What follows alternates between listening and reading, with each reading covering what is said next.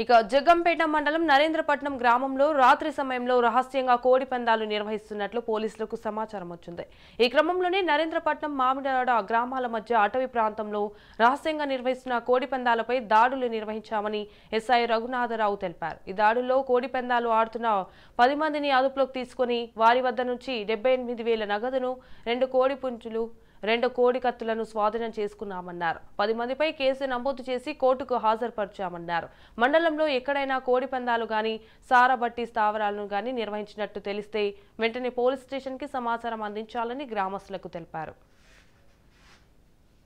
నరేంద్రపట్నం మామిడాడ 2 గ్రామాల మధ్య ఉన్నటువంటి అటవీ ప్రాంతంలో కోడి పందాలు జరుగుతున్నాయనే ఖచ్చితమైన సమాచారం మేరకు మా సుపీరియర్ ఆఫీసర్ ఉత్తర్వుల మేరకు నేను మరియు మా సిబ్బంది కలిపి సంఘటన స్థలానికి వెళ్లి కోడి పందాలపై రైడ్ చేయడం జరిగింది. ఇందులో 78,000 రూపాయలు క్యాష్ ని, అదేవిధంగా 10 మంది రెస్పాండెంట్స్ ని, అదేవిధంగా 2 కోళ్లను, 2 కత్తులను సీజ్ చేసి వాళ్ళ 10 మందిపై కూడా కేసు నమోదు చేయడం జరిగింది. ఈ రోజు వాళ్ళని కోర్టులో ప్రొడ్యూస్ చేయడం జరుగుతుంది.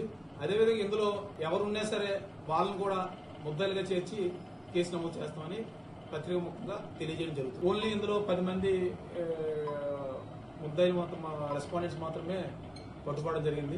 అదేవిధంగా వాళ్ళ దగ్గర 78,000 రూపాయల నగదు, 2 కోళ్లు, 2 కత్తులు సీజ్ చేశాం.